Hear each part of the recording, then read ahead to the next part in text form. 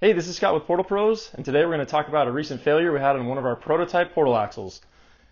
This output flange is supposed to be one piece, now it's two. That's definitely not good. 1, 2, 3, 4. So what happened that led to this failure? Well, we're going to talk about it in a little more detail, but basically we were driving on the Rubicon Trail for maybe the fourth time this summer with the Jeepers Jamboree. We started hearing a clicking out of the back left portal. And if you'll remember from a few months ago when we were in Moab, we flipped the Jeep over in Mickey's hot tub, and we pulled the whole Jeep up on the back left corner, and all of the weight of the vehicle was pushing on the back left tire, which is on the back left portal, and maybe that led to the failure? Not really sure. But one thing we know for sure is we were driving, we were hearing clicking from about Ellis Creek, which is, I don't know, a mile and a half into the trail. And we didn't actually get a chance to take this apart until we made it to Rubicon Springs, like 4 miles later. Everything held together. We just started leaking a little bit of oil. And then turns out we had a catastrophic failure.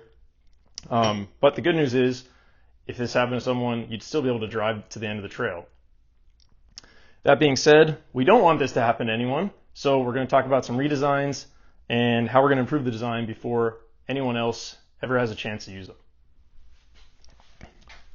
So we talked about how this piece from our output flange broke off. Again, this was in the back left corner where we had previously rolled the vehicle and then flipped the whole thing back over, all with the whole weight of the vehicle on this one corner, specifically on this part.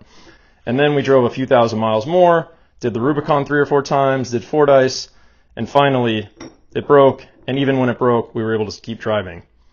Now, how are we going to prevent this from happening in the future? That's the ultimate question. So just for context here, normally, as this is one piece, this would slide in here, and this piece sits inside the output bearing, which is right in there. It's not really going to go in with my one hand here, but you get the idea.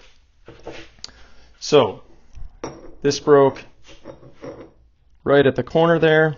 So there's going to be a few things that we're going to change going into production. So the first thing is, if we look in here, we can see inside the output seal, there's actually a lot of room to grow the inner diameter of this bearing. So that's exactly what we're going to do.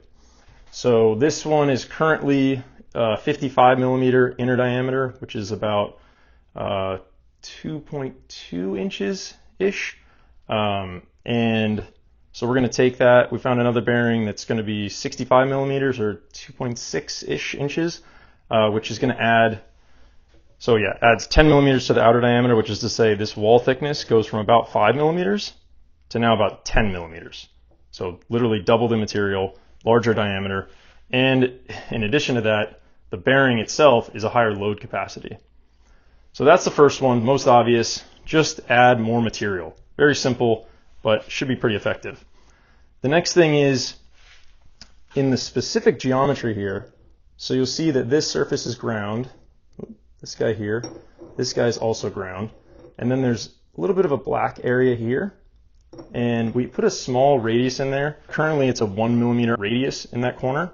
And we're going to change that to a 2 millimeter. So that should reduce some of the stress concentration that's happening at that point. So that's 2.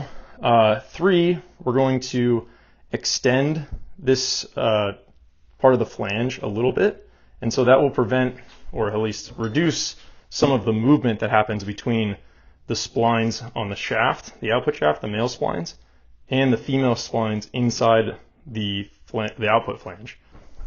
When this guy's in here, this is where the wheel is mounted. And so when you're going and crawling, you know, your tire's getting pushed this way, it's getting pushed that way.